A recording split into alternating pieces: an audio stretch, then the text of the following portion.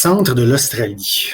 Quand on est atterri en avion, j'ai remarqué que moi j'avais dans ma tête que ça allait être rouge partout parce qu'ils appellent ça le Red Center, le centre rouge de l'Australie. Puis là, je voyais plein de verts quand on a atterri à Alice Springs, puis on a atterri, puis on a posé la question, comment ça se fait que c'est vert comme ça? Mais on a su qu'au mois de janvier, il y a eu des grosses pluies pendant 2, 3 jours, beaucoup. Puis qu'est-ce qui arrive dans ce temps-là? C'est que les plantes font juste attendre ça, qu'il y ait de l'eau. Puis quand ça arrive 2, 3 semaines après, ben ça vient tout vert partout. Ce qu'on a appris, c'est que ça fait vraiment longtemps que c'est pas arrivé que ça soit aussi vert que ça. Donc, les pluies ont été vraiment diluviennes, il paraît, pendant cette période-là.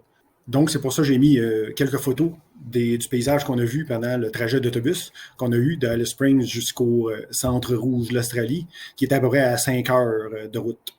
On est arrivé à Ulara, qui est la ville centre, si on veut, de notre expédition. On a pris d'autres mondes là, puis dans notre van, on avait environ 23 personnes, 24 avec notre guide.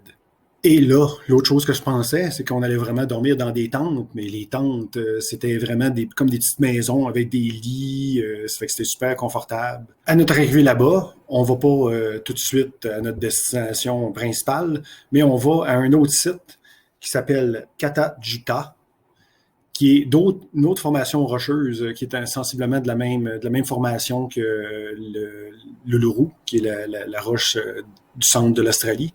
Puis elle a une particularité par rapport aux autres qu'on a appris avec le petit cours de géologie que notre guide nous a donné, qui est vraiment fascinant. Ça fait que là, je vais pouvoir expliquer exactement la roche, pourquoi elle est là, pourquoi qu'elle a les stries d'un sens différent que les autres. Je vais pouvoir tout expliquer ça. Ça fait que c'est tout ancré dans ma mémoire. Ce site-là était en fait magnifique. Puis, une particularité de cette région-là, c'est qu'il y a de la mouche, pas à peu près.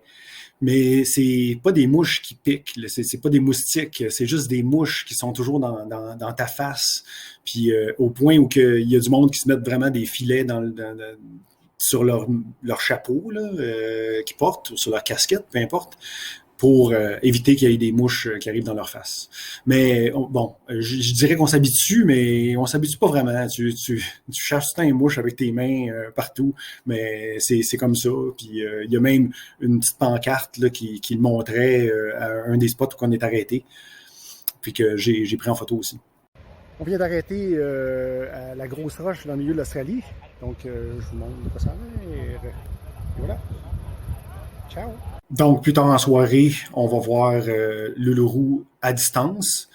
On a été voir le coucher de soleil, en fait, qui est arrivé sur l'Uluru. Puis après ça, on a été se coucher. Puis on a été se coucher et se lever pour se lever très tôt le matin parce qu'on allait voir aussi le lever de soleil à l'Uluru. Donc, on s'est réveillé à 4h30 le matin. Donc, il fallait aller se coucher. Puis de toute façon, on pouvait même pas faire de feu au camp parce que c'est interdit. Évidemment, la température, je pense que vous l'avez peut-être deviné, mais il a fait 38, 39, 40, 41 là, tous les jours que j'ai été à Alice Springs puis dans ce coin-là. Un peu avant le coucher, j'ai eu un cours d'astronomie par un Polonais qui était là. Puis qui avait eu qui avait une passion là, sur l'astronomie, puis il m'a montré toutes les constellations. Bon, c'est sûr que j'avais l'application Stellarium, mais lui, il savait vraiment comment ça marchait l'application, puis de toute façon, il n'avait même pas besoin parce qu'il me disait où était Mars, Jupiter, la constellation des Pléiades, la ceinture d'Orion, il savait tout. Là. Puis on voyait aussi super bien les étoiles, on voyait la Voie lactée, on voyait, en fait, c'est la ligne de la Voie lactée qui a plus d'étoiles. Fait que, on avait quand même de la pollution lumineuse au camp, c'est ça qui était plate un petit peu, là, mais quand même, on voyait les étoiles vraiment, vraiment, vraiment très bien. Réveil demain matin, Uluru, au lever du soleil, puis après, on a été marcher alentour de l'Uluru. Après ça, on est revenu au camp, puis là, c'était le temps d'aller à notre prochaine destination, qui était un autre camp, pour la journée suivante de notre expédition. Autre leçon, l'Uluru, en fait, toute la partie qu'on voit, ça pèse, avec les estimations que les scientifiques ont faites, ça pèserait 2,8 milliards de tonnes, ce qui est assez impressionnant.